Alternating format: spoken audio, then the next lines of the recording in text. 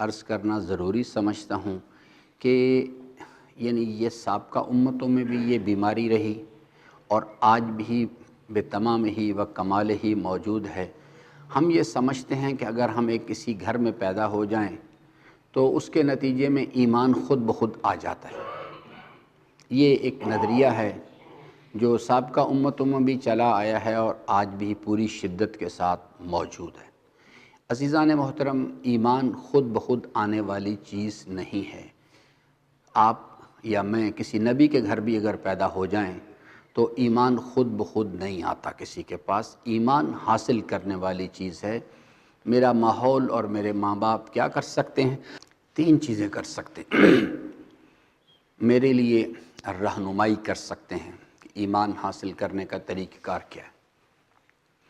دوسری چیز ہے عملی نمونہ پیش کر کے دکھا سکتے ہیں۔ تیسری چیز ہے کہ میرے لیے دعا کر سکتے ہیں۔ اس کے بعد کوئی آدمی کسی کے لیے کچھ نہیں کر سکتا۔ اگر کر سکتا تو نوح اپنے بیٹے کے لیے ضرور کرتا، یعقوب اپنے بیٹوں کے لیے ضرور کرتا۔ ایمان خود بخود حاصل ہونے والی چیز نہیں ہے۔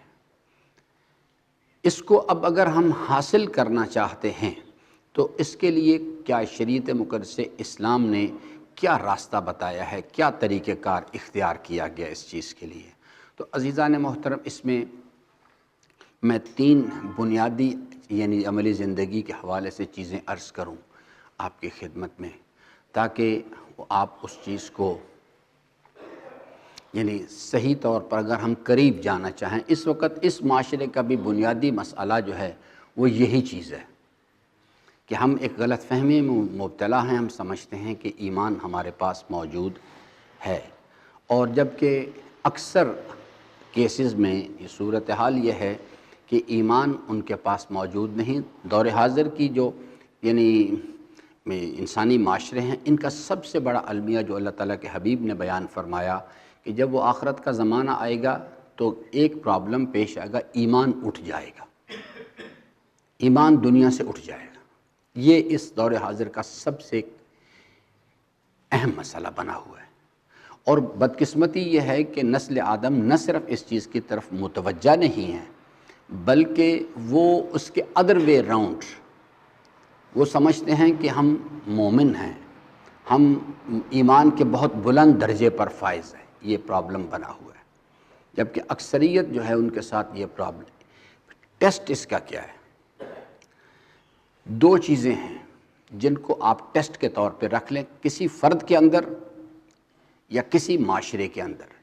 پہلا ٹیسٹ جو ہے وہ یہ ہے کہ معاشرہ جو ہے اگر دیکھیں، اس پہ غور کریں، فرد پہ غور کریں، جہاں مال حرام ہوگا وہاں ایمان نہیں ہوگا،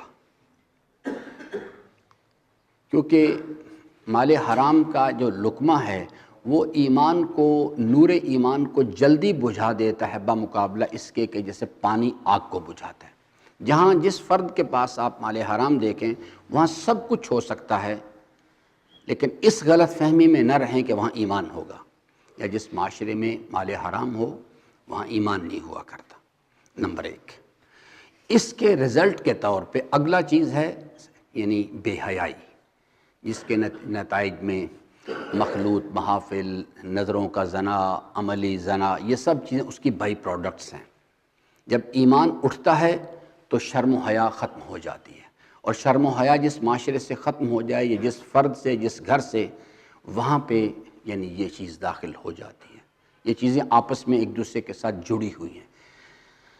عقل، شرم و حیا اور ایمان، اگر ایمان ختم ہوا سمجھے شرم و حیا گئی وہاں سے، اور اس کے نتیجے میں معاشرے کے اندر بے حیائی، بے غیرتی، زنا، یہ چیزیں رواج پاتی ہیں۔ بس میں نے اصول پیرامیٹر آپ کو بتا دیے، کسی سے پوچھنے کی ضرورت نہیں، آپ اٹھا کے کسی معاشرے کو دیکھ لیں۔ پاکستان کے بارے میں پچھلے دنوں میں ایک ریسرچ آرٹیکل دیکھ رہا تھا کہ یہ جو یوٹیوب پر اور فیس بک پر یہ جو بے حیائی کے جو جن مختلف ویڈیو کلپس آتے ہیں، پاکستان کا معاشرہ دنیا کے ان معاشروں میں سے ہے جو سب سے زیادہ اس پر جاتے ہیں۔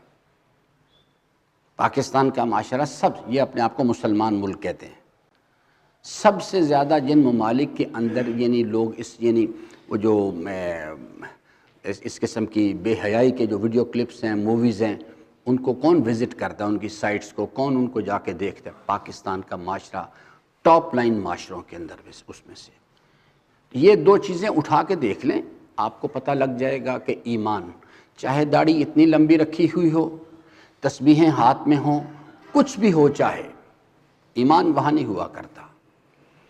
چاہے میں نماز جعفر طیار پڑھتا رہوں، چاہے میں اس کے لیے سنتی روزے رکھتا رہوں، سب کچھ ہوگا، عمل آپ کو دکھائی دے گا، لیکن ایمان اس کے پیچھے نہیں ہوگا، یاد رکھیے گا۔